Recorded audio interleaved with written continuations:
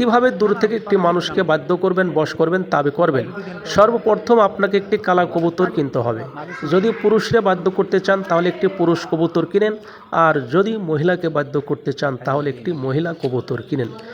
এক দামে কালা কুসকুসে একটি কবুতর কিনে স্ক্রিনের ভিতরে যে নকশাটা দেখতে পাচ্ছেন, 3টা এরকম নকশা লিখবেন। একটি নকশা ভাঁজ করে তাবিজে ভরে কবুতরের পায়ে বেঁধে দিবেন। আরেকটি নকশা লিখে সুন্দর করে ভাঁজ করে তাবিজে ভরে শ্মশানে পুঁতে দিবেন।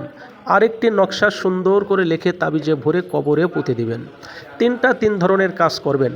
তবে ইনশাল্লাহ অবৈধ পথে আপনার এই কাজটা করবেন না, বৈধ পথে কাজ করবেন। যাদের স্বামী স্ত্রীর জ্বালা যন্ত্রণা করে, স্বামী ফেলাইতেও চলে যায় অথবা স্ত্রী ফেলাইতেও চলে যায়, এই ক্ষেত্রে আপনার এই কাজটা কি করবেন? এই যে আমরা আজকে একটি কাজ করতেছি, একজনের বউকে হাজির করার জন্য এই কাজটা করতেছি।